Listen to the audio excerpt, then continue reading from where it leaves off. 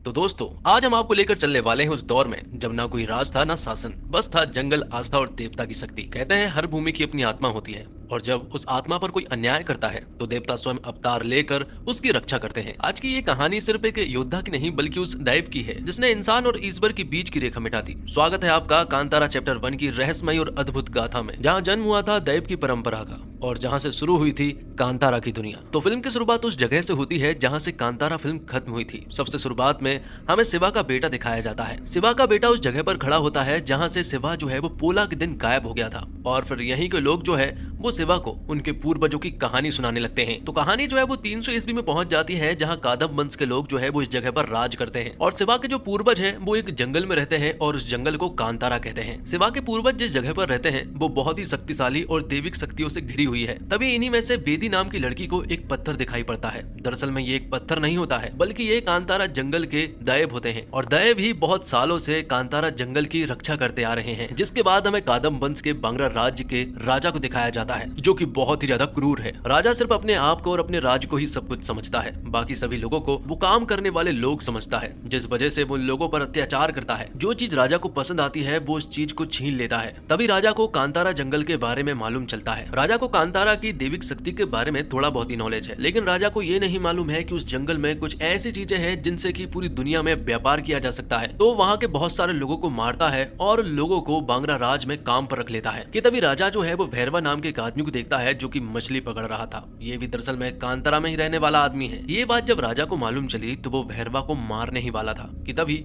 उसके जेब से कुछ ऐसी चीजें निकलती है जो देखकर राजा हैरान रह चुका था। वो तुरंत भैरवा को छोड़ता है और उससे पूछता है कि आखिरकार ये सारी चीजें तुम्हें कहाँ मिली, क्योंकि ये सारी चीजें जो है वो कहीं भी नहीं पाई जाती है। दरअसल में ये सारी चीजें ऐसे अनाज हैं, ऐसे सामग्रियां हैं जो कि कहीं भी नहीं पाई जाती है। तब राजा ने सोचा कि अगर ये सारे अनाज अगर मेरे पास होंगे तो मैं बहुत सारे लोगों से व्यापार कर पाऊंगा। उसने तुरंत फैसला लिया कि वो कांतारा जाएगा और इन सारी चीजों को लेकर आएगा। राजा बहुत शक्तिशाली था और बहुत ही ज्यादा घमंडी भी, इसलिए वो अपने बेटे राजशेखर को भी अपने साथ लेकर गया, जबकि वो बस 5 या 6 साल का रहा होगा। राजा ने सोचा था कि वो तो आराम से जंगल में जाएगा और उन सारी चीजों को लेकर आ जाएगा, लेकिन ये राजा की बहुत बड़ी भूल थी, क्योंकि जब वो उस जगह पर पहुंचे तो अचानक से कुछ दैविक शक्तियां जो है वो यहाँ पर उत्पन्न हुई और राजा के सारे सैनिकों को मार डाला और फिर आखिर में राजा की भी मौत हो जाती है और आखिर में सिर्फ और सिर्फ राजशेखर बच पाता है, जो कि नदी में बहते हुए कारपा समुदाय के लोगों के पास पहुंचता है। कारपा समुदाय के बारे में आपको कुछ बातें बताता हूँ दोस्तों। जैसे कि कांतारा के पास दैविक शक्तियां हैं, वैसे ही कारपा समुदाय के पास बहुत सारी काली शक्तियां हैं। इन्होंने कई बार कांतारा के दैव को बस में करने का सोचा, लेकिन हर बार ये लोग नाकामयाब रहते हैं। ये भी जंगल के बीचों बीच खुफिया ठिकाने में रहते हैं और उसी जगह पर रहकर काली विद्याओं का अभ्यास करते हैं। अब आगे हम देखते हैं कि कारपा समुदाय के लोग जो है वो राजशेखर को सही सलामत बांग्रा राज भेज देते हैं। अब क्योंकि कारपा समुदाय के लोगों ने यहाँ राजशेखर की मदद की थी, इसलिए राजशेखर जो है वो लोगों को बहुत मानता है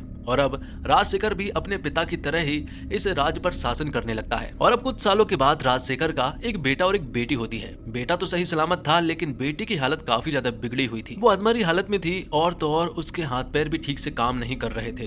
तब यहाँ पर बांग्रा राज्य के राजशेखर ने कारपा समुदाय की मदद ली और उन्होंने उस लड़की को पूरी तरह से ठीक कर दिया। तो राजशेखर के एक बेटा और एक बेटी है जिनके नाम जो है वो कुलशेखर और कनकवती है। तो दूसरी तरफ हम देखते हैं कि कुछ लोग जो है वो एक बच्चे को चुपचाप कुएं में छोड़ जाते हैं। ये बच्चा किसका था नहीं पता, लेकिन इस बच्चे के आसपास एक शेर घूम रहा था। कांतारा के लोगों ने इस बच्चे को एक्सेप्ट किया और इसका नाम जो है वो बैर में रखा। अब इसी तरह से बहुत सारे साल बीत जाते हैं और आगे हम देखते हैं राजशेखर के बेटे कुलशेखर को। राजशेखर चाहता है कि मेरे पिता के रहते हुए वो तो कभी राजगद्दी पर नहीं बैठ पाया, क्योंकि बचपन में ही उसके पिता चल बसे थे, लेकिन राजशेखर चाहता है कि उसका बेटा जो है वो अभी से बांग्रा राज की गद्दी पर बैठे। और यहाँ पर राजशेखर जो है वो कुलशेखर को बांग्रा राज का राजा बना देता है। लेकिन शायद राजा ने ये फैसला बहुत जल्दबाजी में लिया है, क्योंकि कुलशेखर अभी उतना समझदार नहीं हुआ है। वो राज को चला सके इतना होशियार तो वो बिल्कुल भी नहीं है। कुलशेखर जो है वो नशेड़ी दोस्तों के साथ रहता है और वो खुद भी एक बहुत बड़ा नशेड़ी है। उसके राज में कौन सेनापति है, कौन मंत्री, कौन राजा को पता ही नहीं चलता।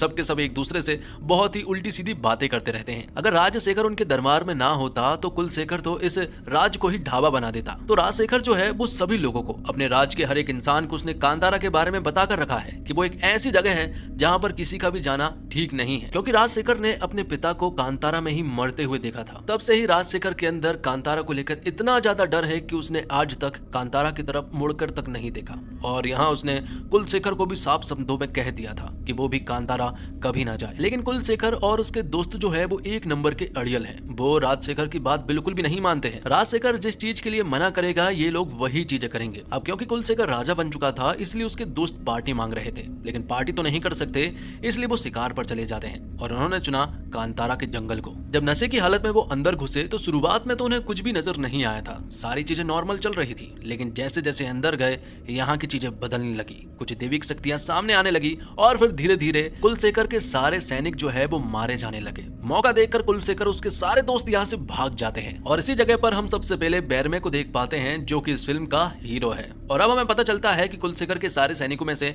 एक सैनिक जो है वो पकड़ा जाता है जिसका नाम चिन्ने है। सीधी बात यह है कि अगर जो भी कांतारा पर बुरी नजरें डालेगा तो कांतारा के लोग जो है वो उन्हें बहुत ही बुरी तरह से मार देते हैं। तो कांतारा का मुखिया जो है वो सभी लोगों से कहता है कि इस तरह से अगर लोग हमारे कांतारा में घुसते रहे तो हम पर भी एक ना एक दिन संकट आ सकता है। इसलिए वो कांतारा के लोगों को कांतारा की बॉर्डर पर पहरा देने के लिए कहता है, क्योंकि कभी भी कुछ भी हो सकता है। लेकिन बैरमे अपने मुखिया की बातों से सहमत नहीं था। हालांकि उसने ये बात डायरेक्ट उनके मुंह पर नहीं कही थी, बल्कि उसने अपने दोस्तों से कहा कि अगर ये लोग कांतारा में घुस सकते हैं तो क्या हम भी वहां जा सकते हैं। देखना तो पड़ेगा कि आखिरकार वहां पर है क्या। वो लोग चिन्ने से बात करते हैं और कहते हैं कि अगर तू हमें वहां सही सलामत लेकर जाता है तो हम तुझे बख्श देंगे। तो अब ये सभी लोग चिन्ने की मदद से बांग्रा राज में पहुंच जाते हैं। वहां बहुत बड़ा गेट था और उसे पार करने के लिए इन्हें बांग्रा राज के ही किसी सैनिक की जरूरत पड़ती, लेकिन इनके साथ चिन्ने मौजूद था इसलिए इन्हें दरवाजे को क्रॉस करने में प्रॉब्लम नहीं हुई। तो बैरमे के साथ लगभग 7 से 8 लोग साथ थे। ये लोग जब बैरमे राज पहुंचे तो ये सारी चीजें देखकर हैरान थे, क्योंकि यहाँ पर बहुत बड़े बड़े महल थे और बैरमे ने यहीं पर सबसे पहले कनकवती को देखा था। यहीं पर मूर्तियों को तराशने का भी काम चल रहा था कि तभी अचानक से यहाँ पर बहुत सारी मधुमक्खी जो है वो उड़ जाती है और यहीं पर हमारा हीरो बैरमे जो है वो कनकवती की जान बचाता है। जब बैरमे ने कनकवती की जान बचाई तो कनकवती उससे कहती है कि क्या तुम सैनिक हो। तब यहाँ पर बैरमे कहता है कि क्या सिर्फ सैनिक नहीं तुम्हारी जान बचाने का ठेका लिया है। अब यहाँ से अंदर जाने के बाद बैरमे और उसके साथी देखते हैं कि यहाँ जो सामग्री जो अनाज बिक रहा है वो दरअसल में कांतारा का है। और इन सारी चीजों को देखकर उन्हें मालूम चला कि इन्हें खरीदने के लिए लोग जो है वो बहुत सारी वस्तुओं को दे रहे हैं, जिनसे वो समझ गए थे कि ये सारी चीजें जो है वो बहुत महंगी है। अब क्योंकि ये सारी चीजें कांतारा की थी इसलिए बैरमे के साथी जो है वो उन्हें अपने पास रखने लगते हैं और अब उनके ऊपर चोरी का आरोप लग चुका था। और तो और राज्य के लोगों को ये बात भी मालूम चल चुकी थी कि दरअसल में बैरमे और उसके साथी जो है वो सैनिक नहीं है, बल्कि वो तो यहाँ पर बहरूपिया के रूप में यहाँ पर आए थे। तब बांग्रा राज्य के सारे सैनिक जो है वो बैरमे और उसके साथी को पकड़ने लगते हैं। लेकिन बैरमे और उसके साथी जो है वो इन सारे सैनिकों का जमकर मुकाबला करते हैं और बहुत हद तक इन्होंने उन सभी को मार भी गिराया था। लेकिन आखिर में होता यह है कि ये सभी लोग जो है वो पकड़े जाते हैं। जब ये बात कुलशेखर को मालूम चली तो कुलशेखर इन्हें काल कोठरी में बंद करके बुरी तरह से पीट रहा था, लेकिन इन्हें कुछ फर्क ही नहीं पड़ रहा था। सिर्फ और सिर्फ मारने वाला इंसान ही थक रहा था। बैरमे और उसके साथी को बिल्कुल भी फर्क नहीं पड़ रहा था। तब यहाँ पर बैरमे बताता है कि वो दरअसल में कांतारा से आए हैं, लेकिन कांतारा के बारे में कुलशेखर को ज्यादा चीजें नहीं मालूम है। कुलशेखर ने तो सिर्फ कांतारा के बारे में सिर्फ बातें सुनी है, वहाँ क्या है उसे कुछ भी नहीं मालूम है। और तो और बैरमे जो है वो कुलशेखर से बिल्कुल भी ठीक ढंग से बात नहीं कर रहा था, जो सारी चीजें देखकर कुलशेखर को आ जाता है गुस्सा। और अब वो बैरमे को जब मारने ही वाला था कि तभी राजशेखर उसे रोक लेता है। वो कहता है कि ये लोग कांतारा से हैं और अगर ऐसी बात है तो इन्हें मारना ठीक नहीं होगा। तब राजा ऑर्डर देता है कि इन सभी लोगों को कुछ दिन तक काल कोठरी में रखो और अरबियों को इन्हें 100 सिक्कों में बेच दो। तभी राजा के अंगरक्षक का बेटा पिप्पे जो है वो काल कोठरी में जाता है और इन लोगों को वो बहुत ही बुरी तरह से पीटने वाला था। वो इनसे कह रहा था कि आज तुम्हारा आखिरी दिन है, इसके बाद तुम कोई भी सूरज नहीं देख पाओगे। उसने अपने सैनिकों से भी कह दिया था कि कुछ भी हो जाए लेकिन काल कोठरी के अंदर मत आना। लेकिन जब पिप्पे को मालूम चला कि ये लोग दरअसल में कांतारा से हैं, तो जितने जल्दबाजी में पिप्पे अंदर गया था उतने ही जल्दबाजी में वो बाहर आया। और फिर हम देखते हैं कि पिप्पे जो है वो कुछ नशा कर रहा था और उसके साथ ही वे तो यहाँ पर बैरमे जो है वो उन्हें कुछ नशे की पत्तियां देता है और ये पत्तियां बहुत ही ज्यादा स्ट्रॉन्ग थी। उन्हें लेने के बाद पिप्पे और उसके साथी जो है वो पूरी तरह से नशे में हो जाते हैं और वो बैरमे से कहते हैं कि अगर ये पत्तियां मिल जाए तो इनका बहुत ही अच्छा व्यापार हो सकता है। जिस जगह पर बैरमे खड़ा हुआ था उस जगह से बांग्रा का पूरा बंदरगाह दिख रहा था। वो समझ जाता है कि जो चीज कांतारा में है अगर उसे बांग्रा के बंदरगाह में बेचा जाए तो उनके पास सारी चीजें होंगी जो कि उन्हें चाहिए है। तो बैरमे और उसके साथी जब तुरंत ही कांतारा जाते हैं तो वो अपने लोगों से कहता है जो चीज हमारे कांतारा में है उस चीज का बांग्रा राज में व्यापार होता है और अब से हम खेती करेंगे और उस सारे अनाज को बांग्रा राज में बेचेंगे ताकि हमारे पास वो सारी चीजें हो जो हमें चाहिए। तो बैरमे और उसके लोग जो है वो खेती करना स्टार्ट करते हैं। तो अब ये बहुत सारे अनाज को उगाते हैं और इन्हें बांग्रा राज ले जाते हैं, जहाँ चिन्ने की मदद से बांग्रा के बंदरगाह में इन अनाजों को बेचते हैं। जहाँ उन्हें इनके जब दाम पता चलते हैं तो ये हैरान थे, क्योंकि इन्हें इन अनाजों और सामग्रियों की कीमत नहीं पता थी। अब जब इन्हें पता चलती है तो ये बहुत सारे अनाज को इसी तरह से बांग्रा के बंदरगाह में बेचने लगते हैं। लेकिन एक दिन इसकी खबर जो है वो कनकबती को लग जाती है, तो कनकबती तुरंत ही बांग्रा के बंदरगाह पहुंचती है और सभी को ऐसा लग रहा था कि शायद कनकबती इन सारे व्यापार पर रोक लगाएगी, लेकिन ऐसा नहीं हुआ। कनकबती तो यहाँ पर बैरमे और उसके साथियों का साथ देती है, और तो और कनकबती की बैरमे से अच्छी खासी दोस्ती भी हो जाती है। कनकबती यहाँ बैरमे को व्यापार की बहुत सारी चीजों को सिखाती है। वो भी बहुत खुश थी क्योंकि बैरमे ने बहुत ही कम दिनों में व्यापार को सीख लिया था। तो कनकबती और बैरमे साथ में तो थे और अब वो दोनों एक दूसरे को पसंद भी करने लगे थे। लेकिन यहाँ बैरमे कनकबती से कहता है कि अगर मैं तुम्हारे नजदीक आया तो तुम्हें भी मेरे साथ चलना होगा, जो मैं बिल्कुल भी नहीं चाहता हूँ। इसलिए बैरमे कनकबती से दूर हो जाता है। अब आगे हम देखते हैं कि कांतारा के लोग जो है वो बांग्रा बंदरगाह में व्यापार कर रहे हैं। इसके बारे में कुलशेखर को मालूम चल जाता है। कुलशेखर तुरंत ही अपने सेनापति को भेजते हैं ताकि वो कांतारा के लोगों को यहाँ से भगा सके। लेकिन जब कुलशेखर का सेनापति बैरमे के लोगों को रोकने के लिए गया तो वहां पर कुलशेखर के सेनापति और उसके बाकी साथियों को बैरमे बहुत ही बुरी तरह से पीटता है। और जब कुलशेखर के सेनापति और उसके सैनिक अधमरी हालत में कुलशेखर के सामने आए तो उसे बहुत हंसी आई, क्योंकि कांतारा के लोग जो है वो बहुत ही ज्यादा नाक में दम कर रहे हैं। तो वहीं कनकबती ने भी यहाँ कुलशेखर से कह दिया था कि कांतारा के लोगों से उलझने की कोई जरूरत नहीं है, क्योंकि तुम उनका कुछ भी नहीं उखाड़ सकते हो। ये सुनने के बाद कुलशेखर को गुस्सा आ जाता है। दूसरी तरफ बैरमे और उसके लोग जो है वो अनाज की तलाश में कांतारा के घने जंगल में पहुंच जाते हैं, मतलब कि कांतारा के जंगल से बहुत दूर चले जाते हैं। और वहां जाने पर इनके ऊपर कारपा समुदाय के लोग जो है वो अटैक कर देते हैं। कारपा समुदाय के लोगों ने बैरमे और उसके साथियों को बहुत ही बुरी तरह से पीटा था। और आखिर में जब कारपा समुदाय के लोग बैरमे और उसके साथियों को मारने ही वाले थे कि तभी यहाँ पर एंट्री होती है बाघ देवता की। तो यहाँ पर बाघ देवता जो है वो कारपा समुदाय के सेनापति को बहुत ही बुरी तरह से मारता है और उसे अपने साथ ले जाता है। और बैरमे और उसके साथी जो है वो सही सलामत कांतारा आ जाते हैं। दूसरी तरफ हम देखते हैं कि बैरमे और उसके साथियों ने बांग्रा बंदरगाह पर कब्जा कर लिया था। जो बात जब कुलशेखर को मालूम चली तो वो अपने पिता से कहता है कि वो कांतारा पर अटैक करने के लिए जा रहा है। लेकिन राजशेखर यहाँ पर कुलशेखर को बहुत चिल्लाता है, क्योंकि उसे बहुत अच्छे से मालूम है कि कांतारा पर नजरें डालना अच्छी बात नहीं है। वो कुलशेखर को बहुत समझाता है, लेकिन कुलशेखर मानने वालों में से नहीं है। कुलशेखर तो एक नंबर का अड़ियल है। उसे ऐसा लगता है कि उसके पिता ने उसे राजा तो बना दिया है, लेकिन प्रजा, सैनिक और राजतंत्र उसे अभी तक नहीं दिया है। इसलिए वो अपने पिता को कुछ ऐसी जड़ी बूटी खिलाता है जिससे कि उसके पिता जो है वो 2 दिन तक बेहोश रहने वाले हैं। और फिर कुलशेखर ज्यादा देर ना करते हुए अपने सारे सेनापति और सैनिकों के साथ कांतारा पहुंच जाता है। वहां पहुंचने के बाद वो पूरे कांतारा में आग लगा देता है। तो अब कांतारा पूरी आगों की लपटों में था। और यहाँ बैरमे और उसके साथी भी इस वक्त यहाँ मौजूद नहीं थे, क्योंकि वो जंगल के अंदर गए थे, जिस वजह से कुलशेखर जो है वो इस सारी जगह को पूरी तरह से तबाह कर देता है। कांतारा के बहुत सारे लोग तो मारे गए थे और बहुत सारे लोग जो है वो प्रार्थना कर रहे थे कि अपने दैव जो है वो जल्द से जल्द आए और उन्हें बचा ले। कि तभी यहाँ पर एंट्री होती है हमारे हीरो बैरमे की, जो कि अपने आंखों के सामने बेदी को मरता हुआ देखता है, जिसे वो अपनी माँ समझता था। यहाँ पर पहुंचने के बाद अचानक से देविक शक्ति उत्पन्न होती है और बैरमे के अंदर दैव आ जाते हैं। बैरमे के अंदर दैव आ जाने के बाद कुलशेखर को ऐसा लग रहा था कि शायद वो नाटक कर रहा है, लेकिन थोड़ी देर के बाद बैरमे जो है वो कुलशेखर के सभी सैनिक को बहुत ही बेरहमी से मारता है। ये देखकर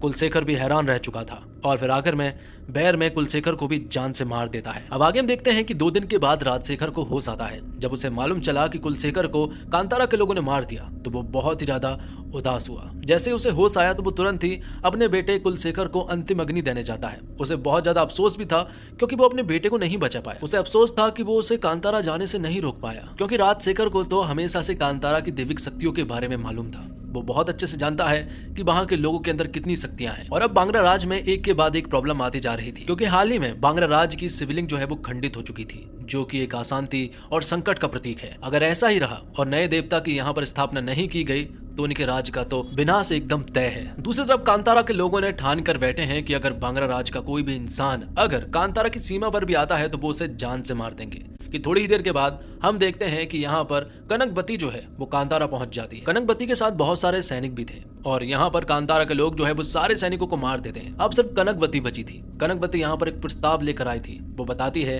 कि हमारे शिवलिंग जो है वो खंडित हो चुकी है, हमारा विनाश एकदम तय है, इसलिए हम चाहते हैं कि आपके दैव जो है वो हमारी रक्षा करें, हम सबकी रक्षा करें। जो हो गया उसे जाने दो, लेकिन अब सब कुछ सही करने का फैसला लिया जाए। यहाँ पर शुरुआत में तो बैरमे ने साफ मना कर दिया था, लेकिन रात को जब देव आए तो देव ने बताया कि सभी लोग मेरे हैं और सभी लोगों की रक्षा करना भी मेरा अधिकार है। जिस वजह से मुझे वहाँ रहना चाहिए। मैं वहाँ रहकर भी सभी लोगों की रक्षा करूंगा। कांतारा में कभी भी किसी को कुछ नहीं होगा, इसका मैं तुमसे वादा करता हूँ। जिस पर कि बैरमे और कांतारा के लोग मान चुके थे। तो अब कांतारा में जो शिवलिंग है, जो मूर्तियां हैं, उन्हें लेकर कांतारा के सभी लोग जो है वो बांग्रा राज पहुंच जाते हैं। वहां जाकर वो एक नई मूर्ति की स्थापना करते हैं, नए शिवलिंग की स्थापना करते हैं, जिसमें बहुत सारे लोग आए हुए थे। और ये सीन वाकई बहुत कमाल का था। जिस तरह से मूर्तियों की स्थापना हो रही थी, जिस तरह से लोग यहाँ पर पूजन कर रहे थे, वो देखने लायक था। आखिर में राजशेखर जो है वो सभी को धन्यवाद करता है कि आखिरकार उन्होंने हमारे प्रस्ताव को एक्सेप्ट किया। यहाँ पर राजशेखर जो है वो बैरमे से एक चीज और मांगना चाहता है।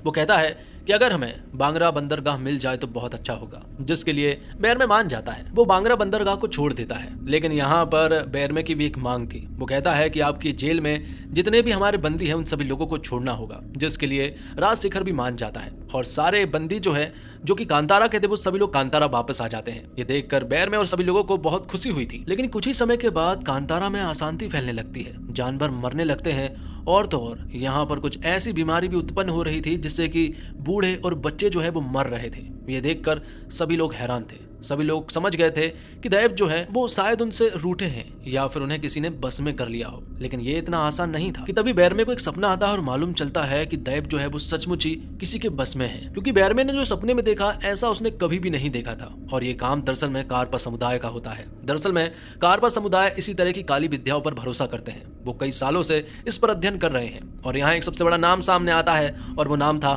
कनकवती का। दरअसल में कनकवती को कारपा समुदाय के लोगों ने ही बचाया था। तब कनकवती कारपा समुदाय पर ही सबसे ज्यादा भरोसा करती है, उन्हीं को अपना पूर्वज मानती है और कनकवती की सारी बातें जो है वो राजशेखर भी बहुत अच्छे से मानते हैं। जब तक दैव जो है वो कांतारा में थे तब तक वो वहाँ सेफ थे, लेकिन यहाँ पर पहुंचने के बाद कारपा समुदाय के लोगों ने कनकवती और राजशेखर के साथ मिलकर दैव को बस में कर लिया है। ये एक बहुत बड़ी प्लानिंग थी जो कि कनकवती, राजशेखर और कारपा समुदाय के लोग बहुत सालों से करते आ रहे थे। अब जब दैव बस में आ चुके हैं तो यहाँ पर ये लोग एक ऐसी काली शक्ति को उत्पन्न कर रहे हैं जो कि बहुत ही ज्यादा शक्तिशाली होगी और कांतारा के सभी लोगों को वो मार डालेगी। तो अब ये सारी चीजें जो है वो बैरमे को मालूम चल चुकी थी। बैरमे यहाँ कांतारा के हर एक इंसान को इकट्ठा करता है और उन लोगों से कहता है कि हमारे दैव जो है वो खतरे में है और अगर वो खतरे में है तो समझ लो हमारा कोई अस्तित्व नहीं है। इसी वजह से हर एक इंसान आज हथियार उठाएगा और बांग्रा राज्य से लड़ेगा और अपने दैव को वापस लाना होगा। तो कांतारा का हर एक शख्स जो है वो बांग्रा राज्य की सीमा पर पहुंच जाता है। पहले से ही वहां बांग्रा राज्य के बहुत सारे सैनिक मौजूद थे, लेकिन कांतारा के बहुत सारे लोग इनसे सामना करते हैं। यहाँ पर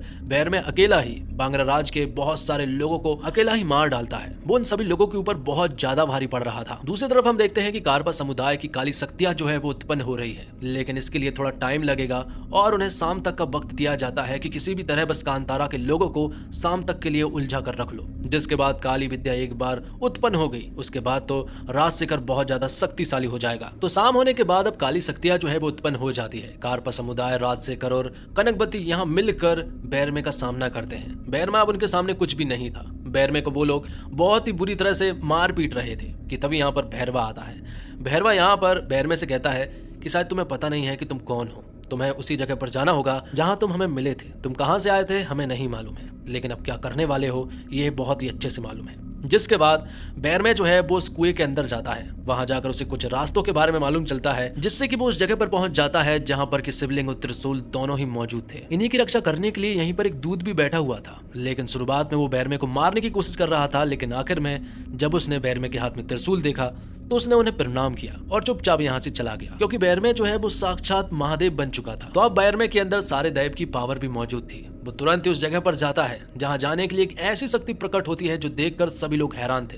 और तो और यहाँ बैरमे के साथ वही शेर भी जाता है जो कि हमेशा से उसके साथ था, हमेशा से वो उसकी रक्षा कर रहा था। तो दैव जो है वो अब कनकवती का सामना करते हैं, लेकिन कनकवती यहाँ उनके सामने खड़ी हो जाती है, जिससे कि दैव कुछ नहीं कर पाते हैं। दैव कहते हैं कि वो औरत और बच्चों पर हाथ नहीं उठाते हैं, लेकिन तुम्हारा सामना मेरी बहन करेगी जिसका नाम चामुंडी है। थोड़ी देर के बाद ही चामुंडी की दैविक शक्तियां जो है वो बैरमे के अंदर आ जाती है और वो यहाँ पर कनकवती का 1 सेकंड में ही काम तमाम कर देती है। और फिर आखिर में वो लोग राजशेखर और कारपा समुदाय का भी अंत कर देते हैं। फिल्म के आखिर में दोनों दैव की पूजा होती है जहाँ पर बहुत सारे लोग इकट्ठे हुए थे और इन्हीं में से चामुंडी देवी जो है वो एक कुएं में जाकर अदृश्य हो जाती है, जैसे कि शिवा हुआ था और इस बार बैरमे हुआ है। और फिर आखिर में हमें कांतारा के अगले पार्ट के बारे में बताया जाता है, जिसका नाम होगा कांतारा चैप्टर 1 द लीजेंड। और इसी के साथ ये वीडियो यहीं पर समाप्त हो जाती है। उम्मीद करता हूँ दोस्तों आपको वीडियो पसंद आई होगी। वीडियो पसंद आई हो तो वीडियो को लाइक करके चैनल को सब्सक्राइब जरूर कीजिएगा दीजिएगा ताकि आपको इसी तरह के लेटेस्ट और फ्रेश कंटेंट मिलते रहे। मिलते होकर कमाल की वीडियो के साथ, तब तक के लिए आप हमारे चैनल के साथ बने रहिए। धन्यवाद। जय हिंद, जय भारत, जय श्री राम।